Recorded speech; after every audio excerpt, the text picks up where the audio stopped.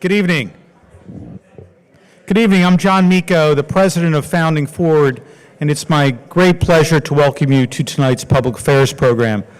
As you all know, I hope at this time, Founding Forward is the nonprofit charity that's affiliated with the Union League of Philadelphia, and our mission is to create better educated, more engaged citizen leaders, something that we desperately need at this time.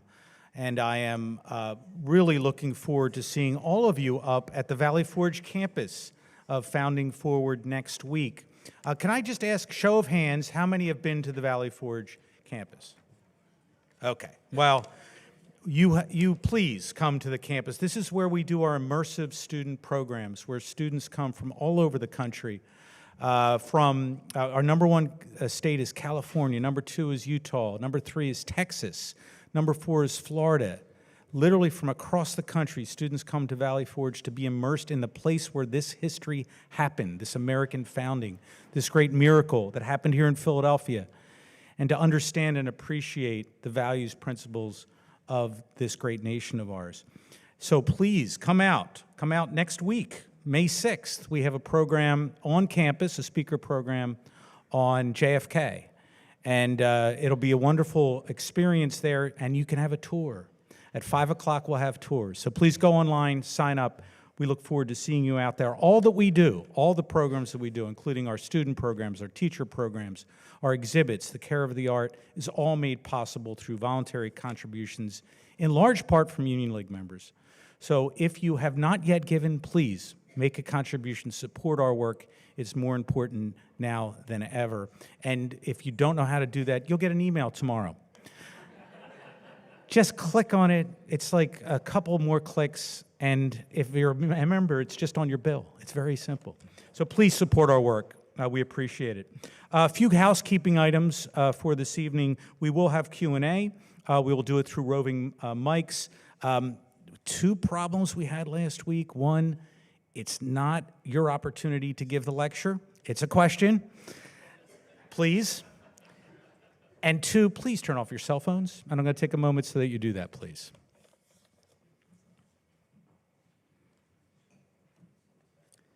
So in addition to next Tuesday, May 6th event at Valley Forge, we have 2 other wonderful programs coming up, 2 public affairs programs.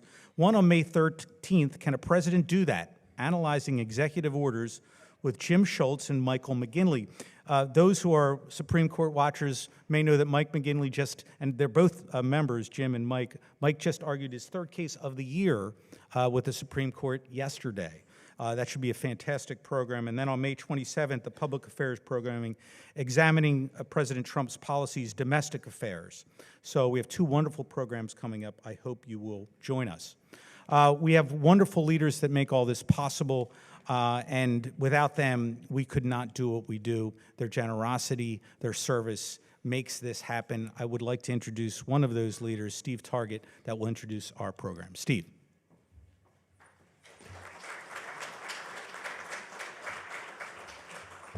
Ladies and gentlemen, I'm really excited to be here this evening, and I'm glad that you're with us. It's my pleasure to make a couple introductions here. Dr. Adam Segal is the Ira Lipman Chair in Emerging Technologies and National Security at the Council on Foreign Relations. He's the director of their Digital and Cyberspace Policy program, where his work addresses security issues, technology development, and Chinese domestic and foreign policy. Thank you for being with us. Glenn Gerstell served as the General Counsel of the National Security Agency from 2015 to 2020 under Presidents Obama and Trump, and is now a frequent commentator in the news and media on cybersecurity and the national security. He's a non-resident senior advisor at the Center for Strategic and International Studies, as well as a consultant and corporate board member in a variety of industries. And our moderator, Stephen Long, partner at Unravel Technologies, a consulting and technology services company that specializes in business strategy, artificial intelligence, and cybersecurity. He previously worked as an advisor in the Cybersecurity and Infrastructure Security Agency, a component of the Department of Homeland Security. Ladies and gentlemen, please welcome our guests.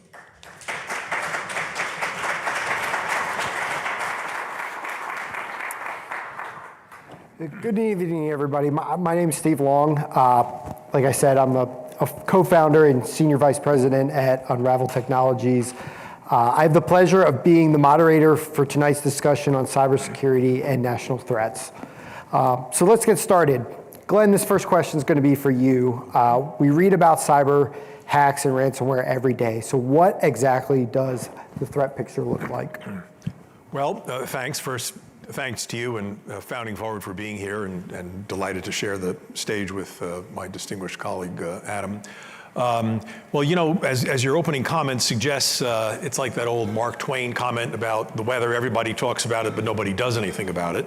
And in this particular case, we're probably not supposed to start off on a very negative note, but the picture for cyber maliciousness is really serious. It's bad. I think you all know that.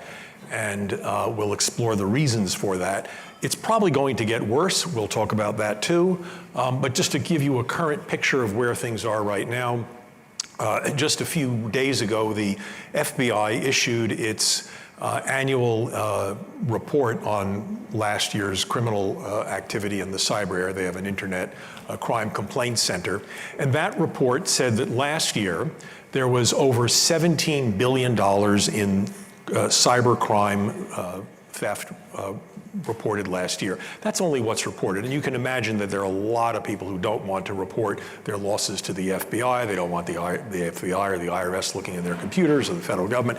So this is probably just a tiny fraction, and that's $17 billion of loss, most of which was ransomware, but not totally. Lots of other frauds and scams. You're all aware of these. You see it every day. I get every day, I imagine you do too, Adam, a couple of newsletters that recite the daily hacks and the various attacks that have gone on in the last couple of days that have been reported, breaches, et cetera. And it's now at a point where it just becomes routine to announce that there's a new attack on a healthcare company, a hospital, a school system, et cetera. It doesn't even reach the level of the front page newspaper headlines as it used to be. That's because of a number of reasons. We'll talk more about it, but one is that 4 countries in particular, Russia, China, Iran, North Korea, are using cyber maliciousness as a means of their statecraft. It is a mechanism for them to achieve their strategic goals. Second, criminals around the world are finding it very easy to access tools to hack your computer. These tools are available on the dark web. They're purchased with a credit card or cryptocurrency very easily, and the ease with which they can break into computer systems due to the vulnerability of our systems, we'll talk more about that, is really astonishing. So between the combination of criminals and nation states, and of course just the odd teenage hacker sitting in his or her basement, we have a very, very serious threat arrayed against a system where we are dependent on cyber. It's ubiquitous. We love the functionality of all our devices and computer networks, but they are incredibly vulnerable. And again, we'll spend some more time on that. I want to make sure that I don't dominate this one question, because we could spend an hour just on this one question. Yeah, so I'll just add one thing to Glenn's great overview. And when we're thinking about nation states, I find it helpful if we think about what it is they want to accomplish in that space. And the vast majority of what we're talking about when we say a hack or a cyber attack is espionage, right? Russia, China, North Korea, Iran are breaking into networks to steal secrets. The Chinese are somewhat different in this space because they steal political and military secrets, and they also steal industrial secrets. But 80, 90, who knows what percentage, but the vast majority of what nation states do is espionage. They also conduct attacks for sabotage or disruption. So for example, many of you may remember an attack called Stuxnet, which was an attack on Iran's nuclear program, which sped up and slowed down the centrifuges to disrupt Iran's nuclear program. That was a case of sabotage or disruptive attack. And we know, for example, that the Chinese are thinking about how they would use a destructive cyber attack. You might have heard of an operation called Volt Typhoon. if in case there's a conflict in the Taiwan Straits, right? They want to be able to turn the lights off. They want to be able to disrupt the US's responses. So espionage, sabotage and disruption, and then what we might call online influence, right? Trying to shape narratives inside of countries. And that happens through pretending to be who you aren't, hack and leaks, right? So you may remember that Hillary's emails and the DNC's emails were all hacked and then leaked to try to influence the campaign. So I think it's very helpful to just kind of think about what states are trying to do out there. And can I add just one quick point to your great list, which is that even some countries, such as North Korea in particular, are in it just for the money, principally.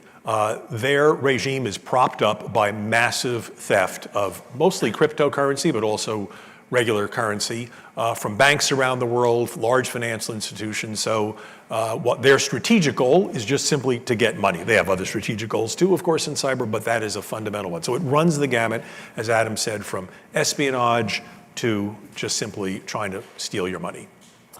So is there a clear difference between espionage and cyber maliciousness? Is there, so you touched on espionage and you touched on cyber maliciousness. Is there a difference between the two, or are they one and the same?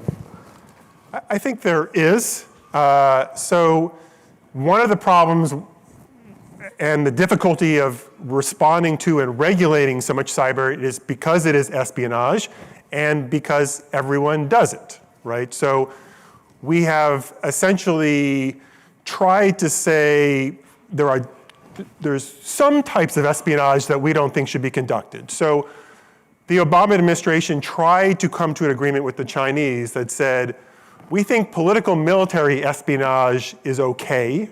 Every state is going to do it. There are no international laws against espionage. It's up to us to defend ourselves better, but we know you're going to do political and military espionage. But industrial espionage, we think that that's wrong, right? And so you shouldn't do that type of espionage. We had an agreement for a year. It didn't hold. We can talk about why in Q&A, but let's just say that most other countries don't really accept that distinction between bad and good.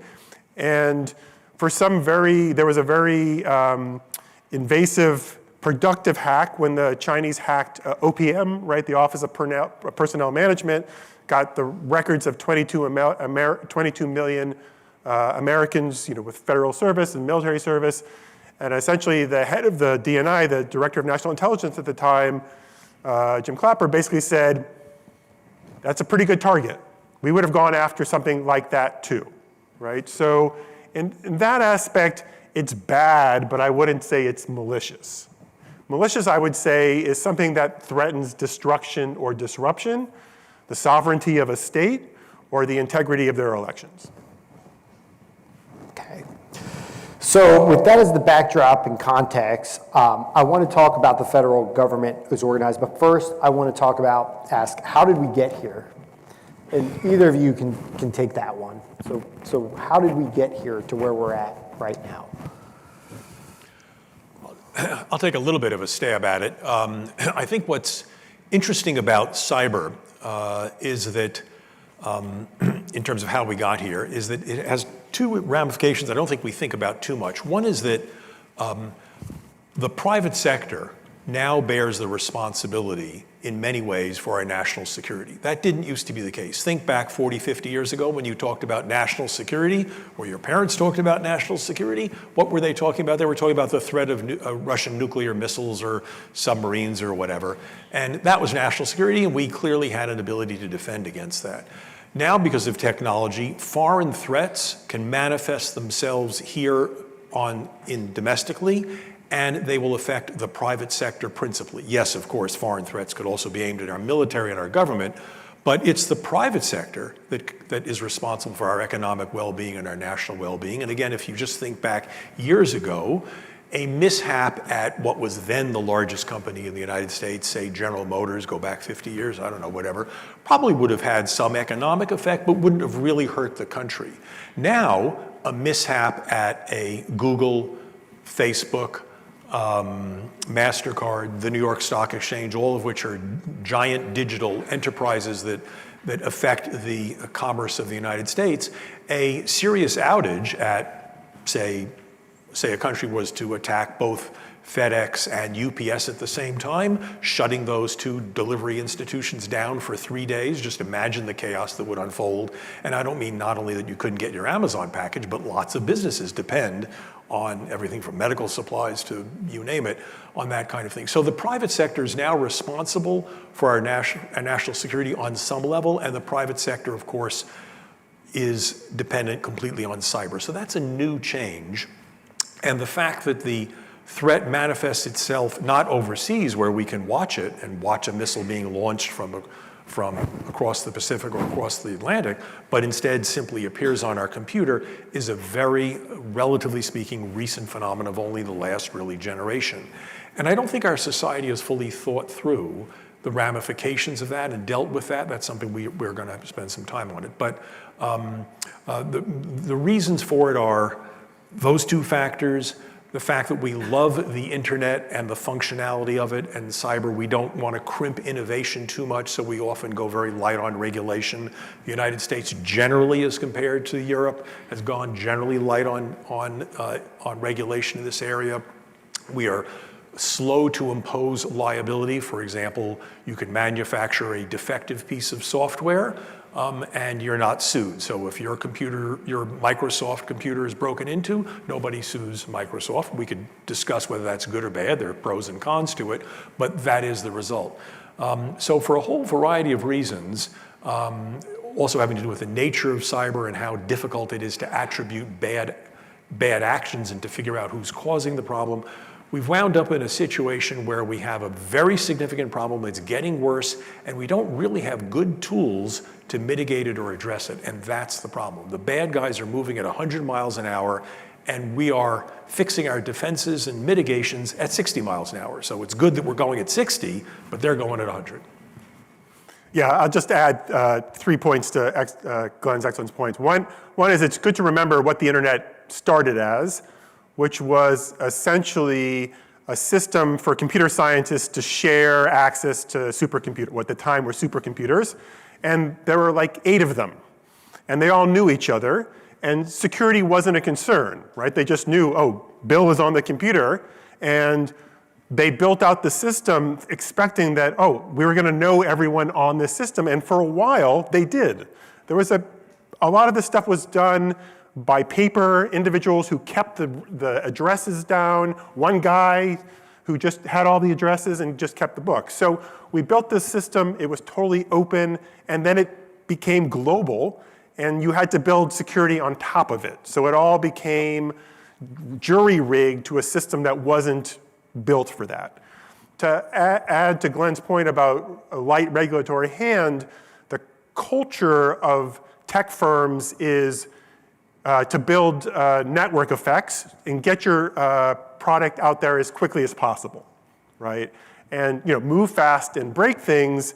And we know beta is going to be pretty crappy, and so let's get it out there as fast as possible.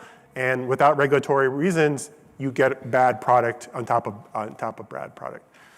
And then the third reason is essentially we have a system that has no oversight, right? There's nobody in charge at the top, right? There's no UN organization.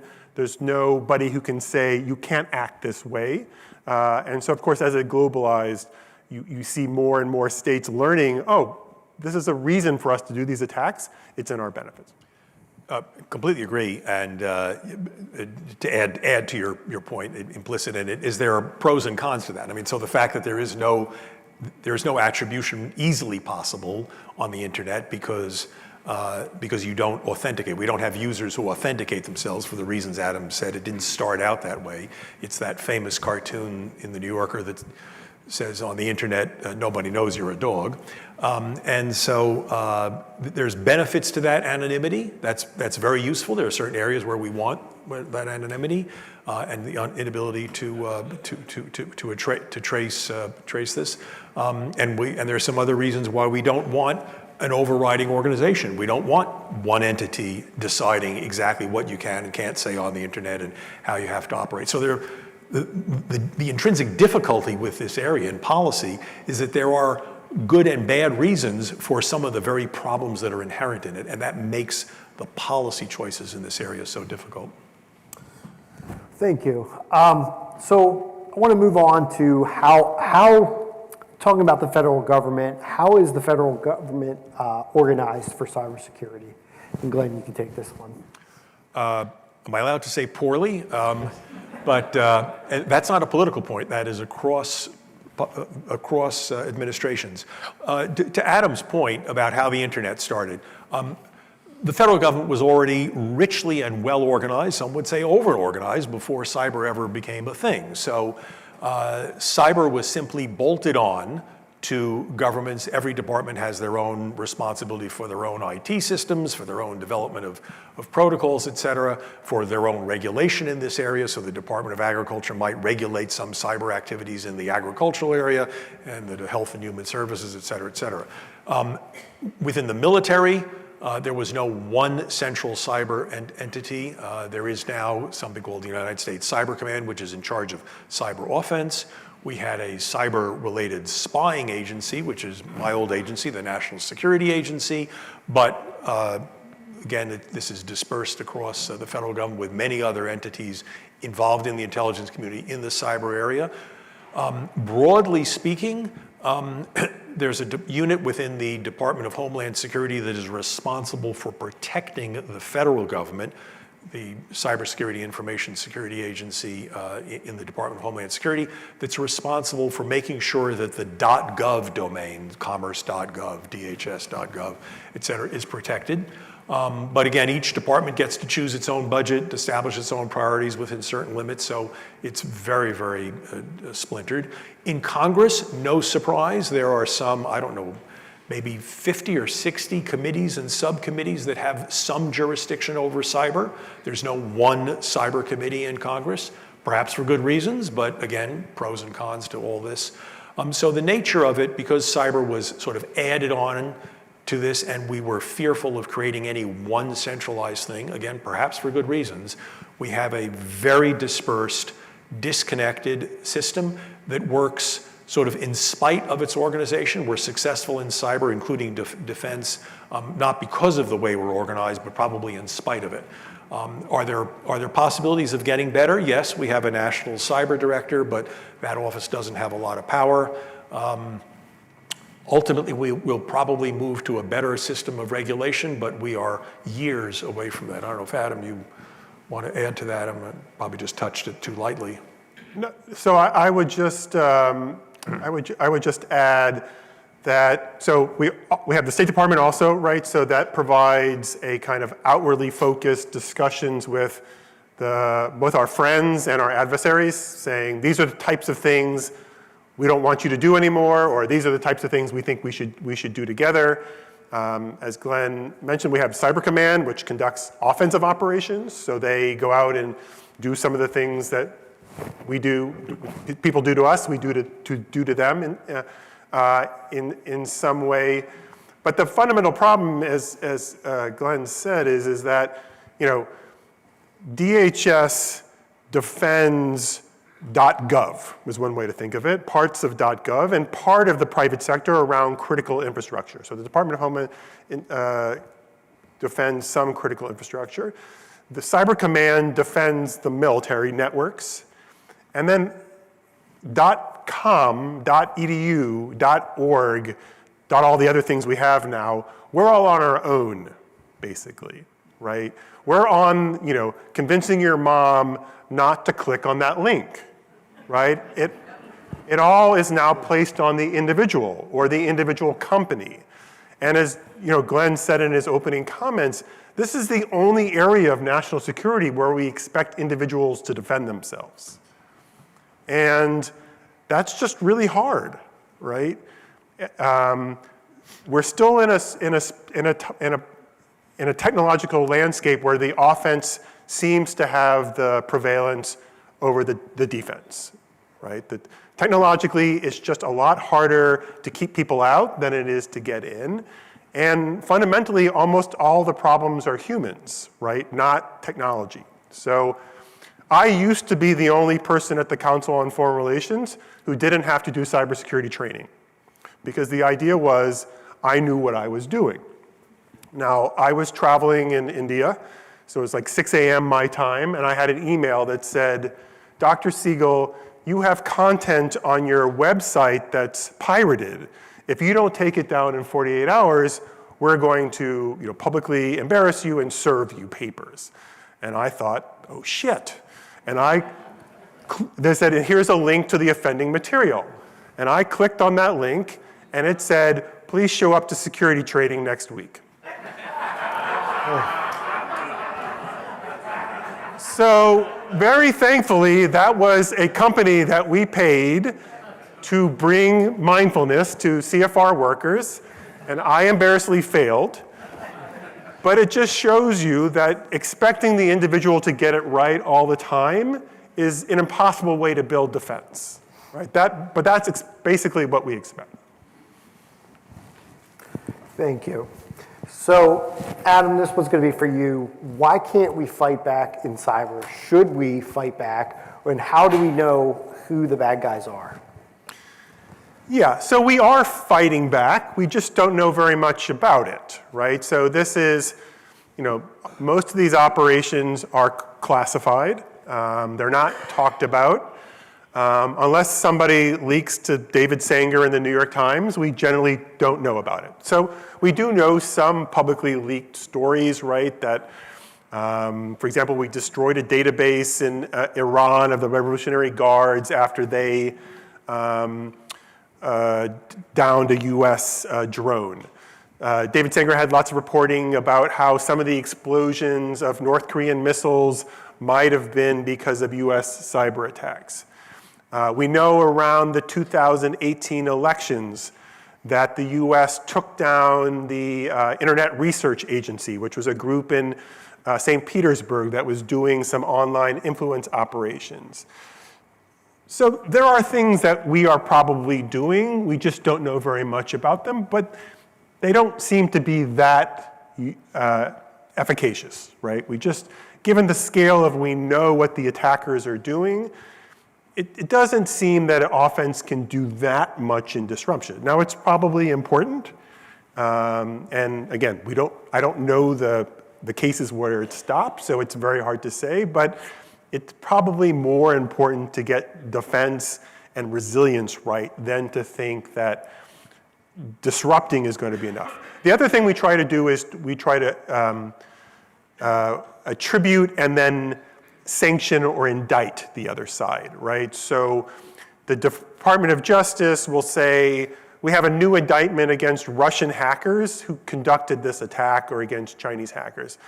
Now, the problem is, unless you're really stupid and you go to Thailand or the Czech Republic, you're never going to see the inside of a US court, right? Because the Chinese government or the Russian government are not going to turn those people over. But that's our other main tool to try and impose some cost, is to say, you may one day go to prison or you're going to lose access to US banks or something. Yeah, I don't have a lot to add to that because you've touched on all the right points, but I would just say, to go back to your earlier point about espionage versus other types of malicious activity, we'll read in the papers or news media about some of these more successful espionage attacks, and there's a certain group of politicians back in my town, Washington, who will pound the table and say, why aren't we doing something more about this? Why aren't we doing more cyber offense? If the Chinese are in our telephone network spying on us, why aren't we doing something about it? Well, number one, we probably are doing something about it, but number two, and we won't necessarily know about it, nor do we necessarily want that known.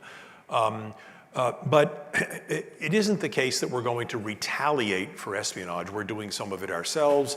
It's not clear that espionage alone warrants retaliation. Sure, we've had some kinds of situations where we've responded not necessarily in kind with cyber, but we've expelled diplomats, we've indicted individuals, we've named and shamed individuals, et cetera. So there's a range of remedies we have that isn't merely focusing on fighting back in cyber. There's an appropriate means for doing that. I personally think that the best value of our United States Cyber Command and the capabilities we have, which I may add are very substantial in the cyber offense area, and I know that personally, are in some form of deterrence, noting it's important for our adversaries to know that if they were, metaphorically speaking, or just to take an example, to turn off the lights in Philadelphia or Washington, D.C., well, maybe we could do that also in Moscow or Beijing, or pick whatever you want, and they know that, and it's important for them to know that. And that has some deterrent effect, even if we never actually get to the point of undertaking that action. But there are problems with cyber offense because it's hard to avoid situations where we escalate. So if some bad country does something to us in the cyber realm, how do we respond? Is it something we're willing to do consistent with our own values? So if China interferes or Russia interferes with our elections, are we going to interfere with their elections? Maybe yes, maybe not. Not something we normally do or say we do. Exactly what our response should be to that is not clear. If North Korea, to take in 2014, I'll just make this real quick. In 2014, when Sony Pictures had a picture called The Interview, which was about Kim Jong-un being killed it was a film about him being an assassination attempt, and obviously North Korea wasn't happy about it, so they had a cyber attack arranged by the North Korean military against Sony Pictures in Culver City, destroyed, I don't know, $20, $30, $40 million worth of their computers, turned them off, turned them into bricks. Had they instead launched a missile from North Korea over to Culver City and it landed on the rooftop of Sony Pictures, God forbid, we know what the American response would be. It would probably involve a B-52 pretty quickly. But instead, the same level of damage, although not involving physical damage, but the same conceptual type of damage occurs. And because it's in cyber, we don't respond the same way. There's a thought of it's not quite the same as physical damage. It's hard to make attributions very quickly to figure out who you're going to go after. If someone launches a missile, we know exactly where it's coming from.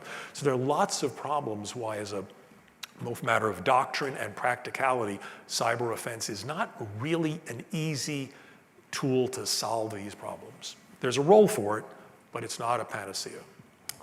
Thank you.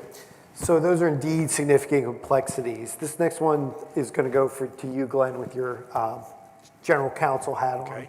Are we going to be able to fix the problem or just have to live with this? Is regulation or liability the answer?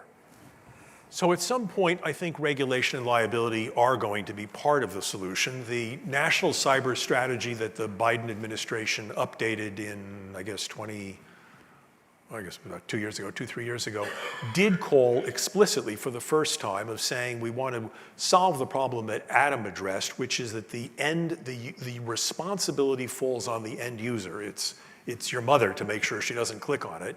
It's me sitting at the keyboard making sure I'm not typing and hitting a bad response. That responsibility falls on me, and the new national cyber strategy says we should shift that responsibility to the manufacturers of computers, the manufacturers of software, make sure they're more secure, they're more resilient, they're harder to hack, and they should, because of whether regulation that they have to do it, including industry self-regulation, or liability, meaning they'll get sued if they don't adhere to a certain standard, is where we need to move to. I think that's part of the solution. I don't think that's the whole solution. I think a lot more resilience generally and not being so dependent, having backups, et cetera. So if your company's attacked by ransomware, you're not shut down for days. You've got another computer system that you could turn to, another database, et cetera. Making inroads against the use of cryptocurrency, which is the foundation of ransomware attacks. I'm not suggesting we outlaw cryptocurrency, but if you did, that would put a pretty quick end to ransomware attacks. We can regulate more in this area. I don't think regulation is the whole solution, but our nation has been very fearful of moving in this area. I think in some ways, Europe and some other countries have it a little closer to where we want to be, not totally. I'm not suggesting we move completely in that direction, but I think we need to take a few more steps in that area, and I think we've been a little too timid, and we've waited too long for the problem to be so exacerbated. Yeah, we're going to have to learn. I mean, we've already learned to live with it. We're going to have to get better at learning to live with it. I think even when you look at states that do better than we do, right, and I would pick Estonia or Israel, for example, they have very heavy regulation of critical infrastructure. They have the advantage of being very small, right? So they have like 35 people, something big happens, they can call each other, they all know each other, they know how to respond. Incredibly technologically sophisticated. We don't have any doubt about Israel's offensive capabilities, but Israel still suffers cyber attacks. And so that is just never going to go away. I agree totally with Glenn. There was a slow uptake on regulation. President Biden certainly was using a lot of executive orders to move that forward. This administration is going to be less interested in regulation, but they could still do EOs to move things forward. But I think the mindset is really one of redundancy and resilience. We're not going to have a cure. We're not going to have a cure. It's a chronic disease. It's a chronic condition. We can manage it and mitigate it, make it a lot better, but it's not going to go away. Okay, so one follow-up. Is there an emerging role for AI in addressing any of these issues? There's an emerging role for AI in everything. Yes, so AI is already being applied very widely on defense. It's great for reducing false positives and helping with traffic management and identifying patterns that are out of the norm. It's certainly being applied on offense a little bit, right? I think it was both Google and Anthropic have done studies of how they see the Russians and Chinese and others adopting their tools for offensive attacks. That stuff is pretty minor so far, so a little bit of scoping out targets, helping them with language, right, and making the spear phishing targets more potent. But we're at an inflection point. Most people think it's going to get a lot better on both the defense and the offensive side. Self-healing software is probably coming fairly soon. And the AI systems themselves are going to be subject to lots of attacks. We've already seen data poisoning, and people may have seen the videos of, for self-driving cars, you can basically put a piece of duct tape on a stop sign, and often the cars will just be totally freaked out by it and go right through it.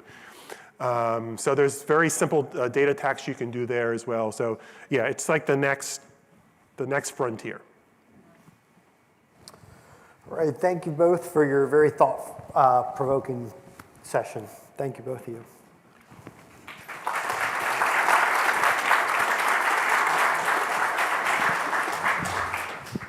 Gentlemen, thank you. We have time for questions. We have staff that have microphones. So in the back right there, Peter. Thanks for the talk. On the private side, I have friends whose companies have been attacked, and they say once they pay the ransom, that these perpetrators are actually very helpful. They have help desks to let you recover and all that. This implies that they should be easy to trace. Why is it so hard to get to the bad guys?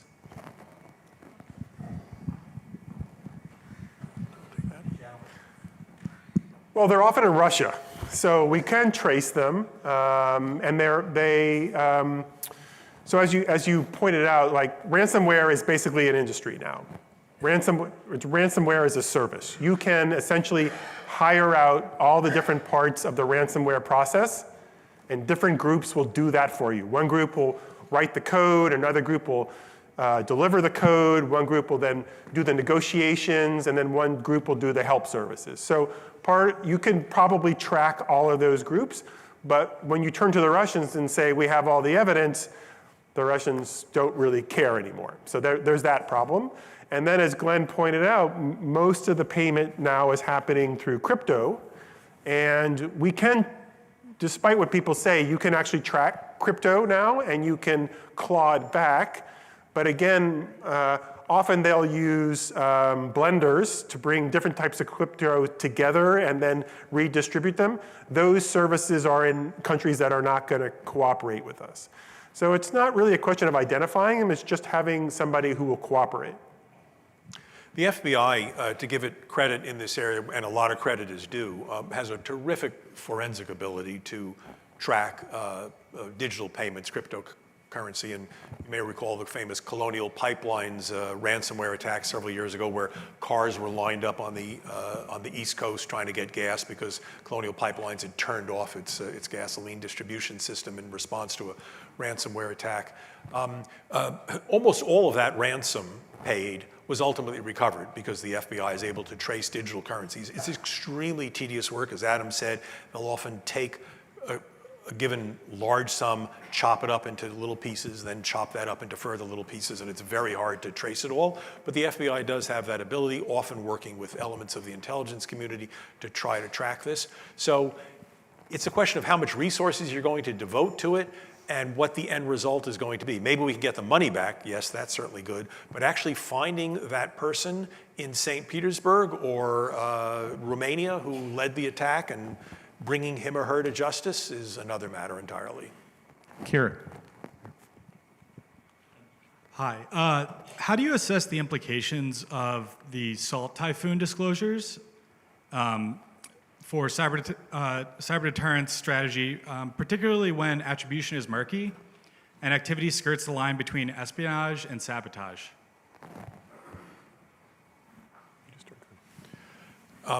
So you're talking about the attack into the telephone systems in the Yes. United States? Yeah. So for those who haven't been following the news, I'm sure most of you have, most of the telecom systems in the United States were thought to have been breached over the last year or so by apparently a Chinese-sourced actor, presumably associated with the Ministry of State Security, not totally clear, or the People's Liberation Army. In a group that has a sort of a known signature, just as certain thieves will have a certain way of breaking into your house. They'll always go through the rear window and leave and see which window's open or so. Well, so too do cyber criminals have their own way of breaking into a computer system, disguising their tracks, changing the logbooks, et cetera. So there's a signature associated with it. So in this case, most of the computer scientists and forensic specialists have attributed these attacks to the U.S. telecom systems to Chinese actors. The telecom system in the United States is extremely fragile, the way it's been built up, going way back to Ma Bell days. It's a system of cobbled together pieces of technology and infrastructure. There's no one unified system across. Lots of various points of interconnection, which are seams where someone can get in, old equipment, 5G, 3G, 4G equipment, et cetera. So it is an extremely vulnerable thing, yet one that is of incredible importance to us, right? What could be possibly more important than our national cellular system? So an attack, a computer attack within that system is of tremendous concern. In particular, that one was thought to have reached some of the FBI's equipment, where it uses the telecom system to track foreign spies using lawful access after a warrant is obtained to track telecommunications undertaken by spies in the United States, and the FBI will go get a warrant to go do surveillance on them. And if the Chinese were able to get into that and figure out who the FBI is already tracking and who they're not tracking, that could be of incredible value. So from an espionage point of view, I think it's a bonanza for the Chinese. It would be nice to think that we're doing the same thing or some version of it. All of that would, of course, be classified. And I'm not saying we aren't. I'm just simply saying that that's something that, you know, our leaders of intelligence community have said that's the kinds of things we would like to be able to do in appropriate cases. But this shows the Chinese are able to amass a tremendous amount of superb technical skill against a very vulnerable target. It is of great concern. Again, I put it in the espionage category, not the malicious destruction category, but we don't really have a good solution for either of those. I have a question right here. Yeah, I don't know if this falls under exactly what you think about every day in your position, but please comment on the electric grid. The internet doesn't exist without electricity, and the problem recently in Spain and Portugal is a little frightening. I'll do a quick one, Adam, you can add.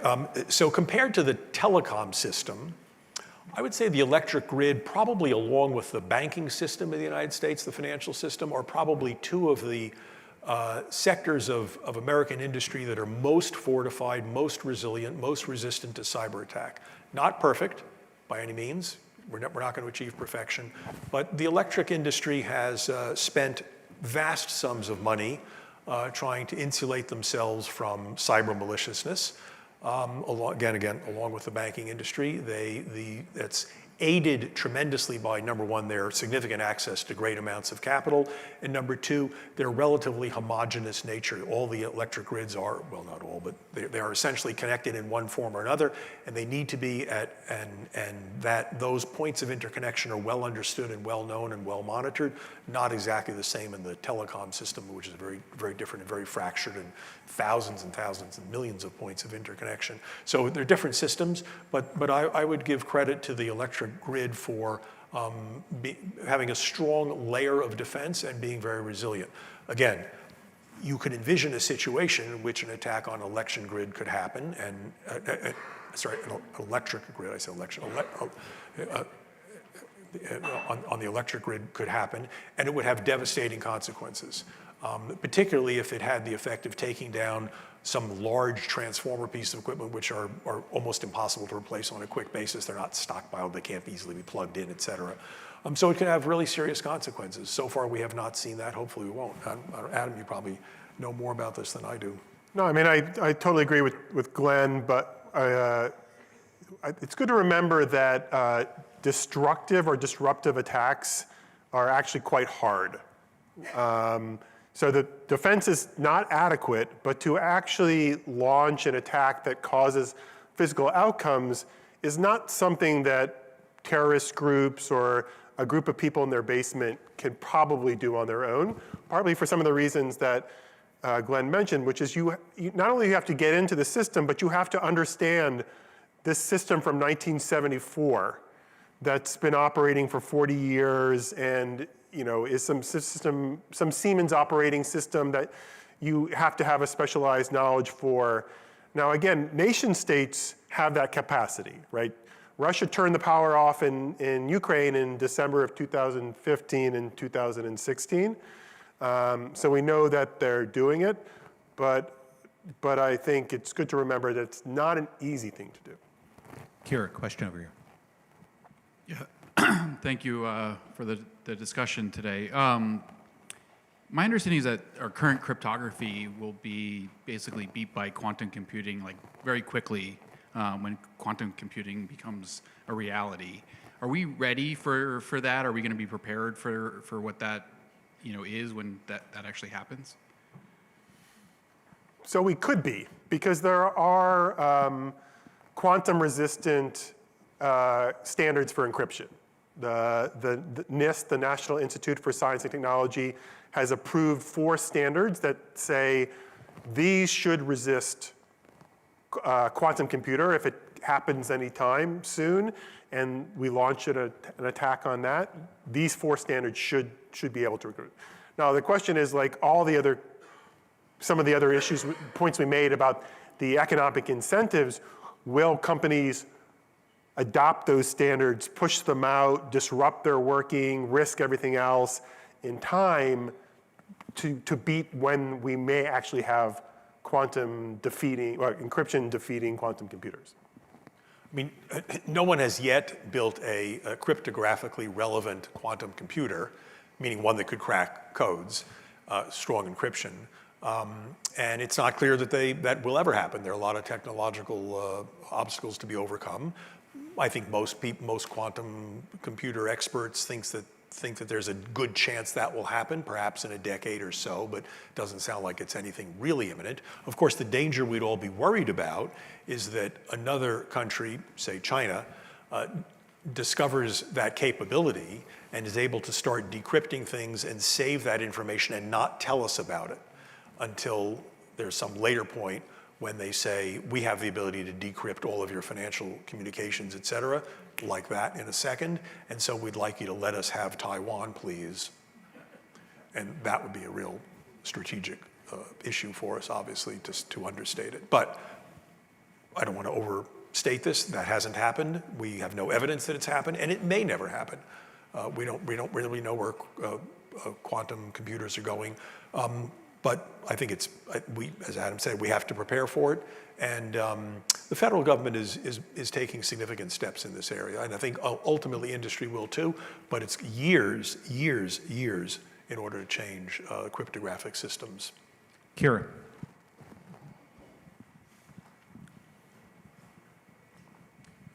Hi, thank you first of all for taking the time to talk with us all today.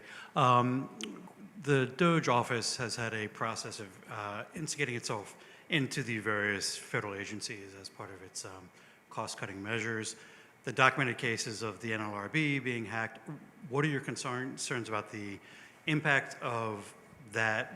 What else do you think is happening, and what do you think about the costs of that in terms of the risk to federal government security? So I would say there's two impacts. One, we know that lots of people, probationary workers at CISA, the Cybersecurity Infrastructure Security Agency, were fired or let go. Many of those were people that were hired because they had unique technical expertise designed to defend us, and that clearly, I think, is a negative, right? We want those people to be in the government. We want them to be defending it. So, and I think the kind of broader impact on, who's being let go in federal agencies, as Glenn pointed out earlier, each agency is in charge of defending itself. And so we don't really know who's being let go and what they're doing and what impact that's going to be on their networks. Second, as you said, they're gaining access to data, or in some places they seem to be gaining access to data. Some of them, they're trying to set up some kind of godlike ability to see all the data. There's just not enough transparency. I just don't, a number of people have suggested that it's going to be a huge security risk because, you gain access to that, then you gain access to all of that data. That could be a huge risk. We just don't know enough publicly reported about what they've gained access to and how they're using it and how they're defending it. And another area of concern is the apparent restriction of grants by the National Science Foundation, which has announced that some 400 grants were suspended. This is for research in the cyber area and security area. And so what the effect of that will be is not clear, but it can't be good, and so that's obviously going to have an effect. The problem with all these cutbacks, including whether it's probationary employees or grants, et cetera, is I'm sure there's some element of some way we can move to more efficient federal government. No one's going to argue with that, who possibly could. But we just don't have a cost-benefit analysis, and the approach that's been taken in this area of great cutbacks at CISA within the Department of Homeland Security, significant cutbacks across other parts of the federal enterprise that are responsible for cyber, it's just not clear what the trade-off is. I mean, yes, we're maybe saving some money on federal payroll, but at what cost? And that remains to be seen. Peter, one more question right here. I'm a small business owner, and I have multiple businesses around me that have been cyber attacked for a lot of money. And what is the best way to protect ourselves as a small business with under 200 employees to not get involved in that being attacked by the cyber? My short answer, I don't mean to be flip, is two-factor authentication. And I really don't mean to be flip, but what I mean by that is I don't think there's any substitute for just getting the basics right in cybersecurity. Yes, you could, of course, hire and perhaps should hire a cybersecurity firm to assist you, et cetera. But so many of the problems we see in both small businesses and large businesses stem from the simple failure to get the basics right, to make sure that Adam and I don't click on that fake email, that text message that says, please close this text message and reply yes and retype and paste in your browser. You've all seen these. Exactly. And so I just can't emphasize enough the need for, and if you look at these breaches, again, I talked about how I get this report every morning of breaches, and the second and third sentence in every one of these is, and the breach occurred because an employee had quote, password as his password. And so what do you expect? Ladies and gentlemen, please thank Adam, Glenn, and Steve. Gentlemen, thank you